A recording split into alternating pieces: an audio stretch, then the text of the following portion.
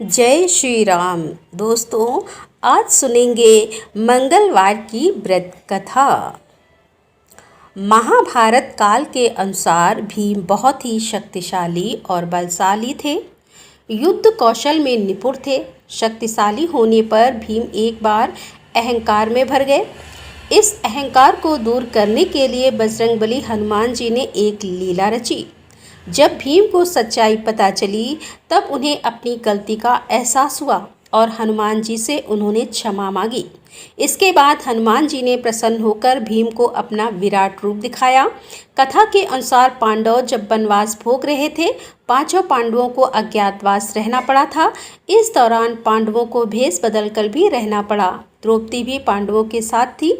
द्रौपदी एक आश्रम में रहकर समय बिताने लगी। एक दिन जब वे आश्रम में बैठी हुई थी तो एक पुष्प उड़कर उनके पास आ गया।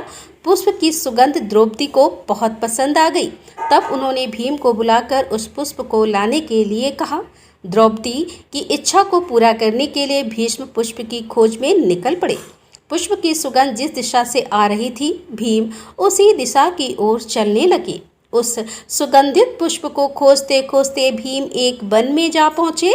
वन में जैसे ही भीम ने प्रवेश करने का प्रयास किया तो उनकी नज़र रास्ते में लेटे एक वानर पर पड़ी। भीम ने उन बूढ़े वानर से आग्रह किया कि वे रास्ते से हट जाएं, लेकिन वानर ने कोई प्रतिक्रिया नहीं की। भीम ने फिर से वानर से वहां से हट जाने को कहा, लेकिन इस बार वानर ने कहा कि वह बहुत कमज़ोर है, हिल डुल नहीं सकते, इसीलिए लांग कर निकल जाओ। वानर के इस व्यवहार से भीम को क्रोध आ गया और वे अपनी शक्तियों के बारे में बताने लगे। भीम ने वानर को अपना परिचय दिया कि वे कुंती पुत्र हैं और पवन उनके पिता हैं और मैं हनुमान जी का भाई भी हूँ। लेकिन यह सब सुनकर भी वानर पर कोई प्रभाव नहीं पड़ा। इधर भीम का क्रोध बढ़ने लगा और उन्होंने वानर से कहा कि वह उन्हें और अधिक क्रोध ना दिलाए, नहीं तो उन्हें परिणाम भुगतना होगा।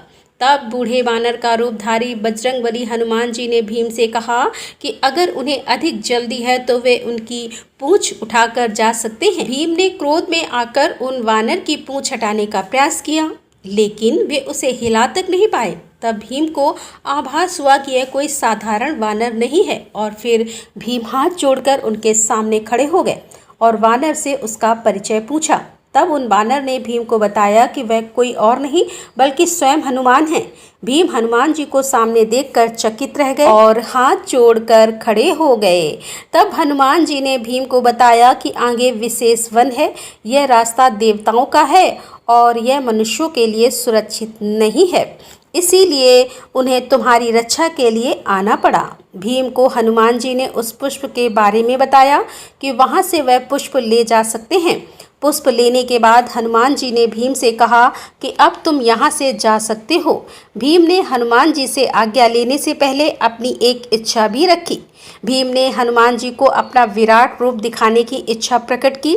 तब भीम के कहने पर हनुमान जी ने विराट रूप धारण किया और उस विराट रूप के दर्शन करने के बाद भीम ने हनुमान जी का आशीर्वाद लिया। हनुमान जी ने भीम को गले से लगाया। हनुमान जी के गले लगाने से भीम की शक्ति और भी बढ़ गई। भीम ने हनुमान जी से आग्रह किया कि वह कौरवों के साथ होने वाले युद्ध में पांडवों का साथ दें, जिस पर हनुमान जी ने कहा कि जिस युग में मैं हूँ वह युग दूसरा था, उसमें मैंने श्री राम के लिए कई युद्ध किए थे। अब यह युग दूसरा है, यहाँ मेरा युद्ध करना सही नहीं है, इसीलिए मैं युद्ध में सम्मिलित नहीं हो सकता, किंतु युद्ध में पांडवों के रथ की ध्वजा पर मेरा वास होगा। इस प्रकार हनुमान जी महाभारत युद्ध में हमेशा श्री कृष्ण और अर्जुन के रथ की ध्वजा पर विराजित रहे और अर्जुन और पांडवों के रथ की रक्षा करते रहे। श्री ऋणमोचक मंगल स्रोत पाठ मंगल देव को समर्पित है। इस स्रोत के पाठ से कर्ज से मुक्ति मिलती है, आर्थिक समस्याएं दूर होती हैं। इस स्रोत में मंगल देव जी के सभी 21 नामों का वर्णन मिलता है। मंगल देव का संबंध हनुमान जी से है और हनुमान जी सभी प्रकार की समस्याओं से छुटकारा दिलाने वाले देवता माने जाते हैं। ऋणमोचक मंगल स्रोत का पाठ जो भी मनुष्य करता है उस पर मंगल भगवान प्रसन्न होते हैं उसे धन धान प्रदान करते हैं, वह मनुष्य कुबेर भगवान की तरह धन संपत्ति का स्वामी बन जाता है। वह मनुष्य हमेशा युवा रहता है और उसे रोग और कर्ज से भी मुक्ति मिलती है। तो प्रिय श्रोताओं, अब सुनिए ऋण मोचक मंगल स्रोत। पाठ हिंदी में है। मंगल देव शास्त्रों में आपको जो नाम बताए गए हैं उनमें पहला नाम है मंगल, दूसरा भूमि, पुत्र जिनका जन्म पृथ्वी से हुआ, तीसरा ऋणहर्ता यानी कर्ज से मुक्ति दिलाने वाला, चौथा धनप्रद यानी धन को देने वाला, पांचवा स्थिर राशन यानी जो अपने आसन पर अडिग रहते हैं, छठा महाकाय यानी जो बहुत बड़े शरीर वाले हैं, सातवां नाम है सर्व कामावरोधक यानी कि कार्य में आने वाली सभी बाधाओं को दूर करने वाला।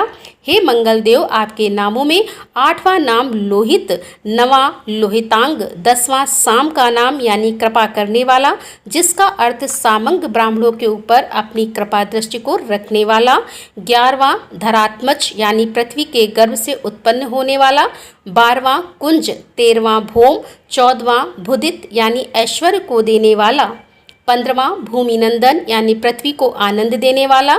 हे मंगल देव, आपके नामों में 16वां नाम अंगारक है, 17वां यम, 18वां सर्वोंग पारक अर्थात समस्त तरह की कठिनाइयों को दूर करने वाला, 19वां वृष्टिकर्ता अर्थात वृष्टि करने वाले यानी वर्षा कराने वाला, 20वां नाम है वृष्टिहर्ता अर्थात बारिश न होने के कारण अकाल लाने वाला, और 21वां नाम है सर्वकाम फलप्रदा अर्थात संपूर्ण कामनाओं का फल देने वाला है। हे मंगल देव, जो मनुष्य आपके इन 21 नामों का वाचन सच्चे मन और विश्वास से करता है, उस मनुष्य के ऊपर कभी ऋण यानी कर्ज नहीं होता और वह अथाह धन की प्राप्ति करता है। हे मंगल देव, आपकी उत्पत्ति पृथ्वी के गर्भ से हुई है। आपकी आभा आकाश में कड़कड़ाने वाली दामिनी अर्थात आकाश में चमकने वाली बिजली के समान है। सभी तरह की शक्ति को धारण करने वाले कुमार मंगल देव को मैं नतमस्तक होकर प्रणाम करती हूँ। हे मंगल देव, आपके मंगल स्रोत का पाठ मनुष्य को हमेशा अपने मन में किसी भी तरह के विकार को दूर कर और अपनी पूर्ण श्रद्धा और आस्था के साथ करना चाहिए। जो भी मनुष्य इस मंगल स्रोत का पाठ करता है और दूसरों को सुनाता है, उसके सभी कष्ट दूर हो जाते हैं। अंगारक अर्थात अग्नि की ज्वाला से जलने वाले महाभाग अर्थात पूजनीय ऐश्वर्यशाली भक्तों के प्रति वात्सल्य यानी प्रेम रखने वाले आपको हम नतमस्तक होकर प्रणाम करते हैं। आप हमारे ऊपर किसी दूसरे से लिया हुआ उधार को पूर्ण करवाकर कर्ज को हमेशा के लिए दूर कर दीजिए। हे मंगल देव, मेरे ऊपर किसी दूसरे का कोई बकाया हो तो उसे समाप्त कर दीजिए। किसी भी तरह की व्याधि हो तो उसे भी दूर कीजिए। हे मंगल देव, मेरी गरीबी को दूर कर अकाल मृत्यु के भय को दूर कीजिए।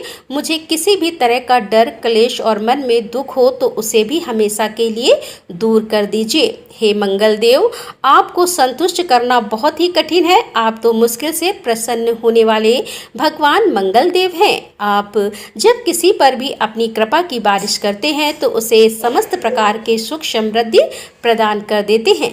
जब आप किसी पर नाराज होते हैं तो उसकी सार्वभौम सत्ता को भी तहस नहस कर डालते हैं।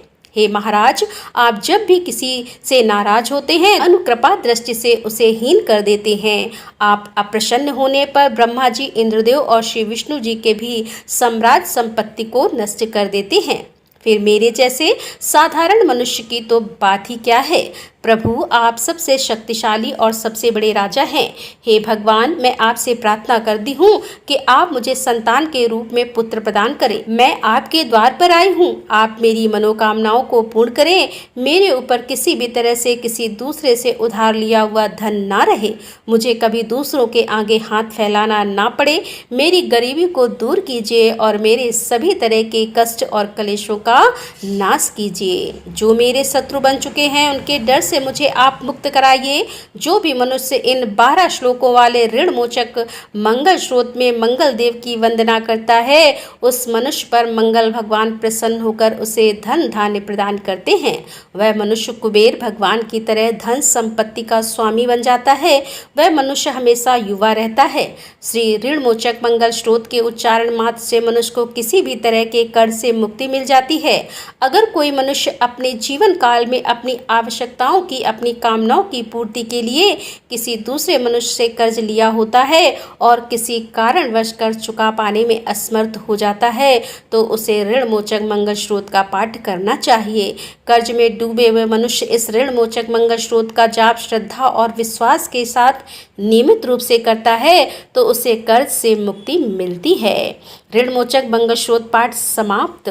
सभी मिलकर प्रेम से बोलिए मंगल देव की जय। बोल बजरंगबली भगवान की जय। जय श्री राम।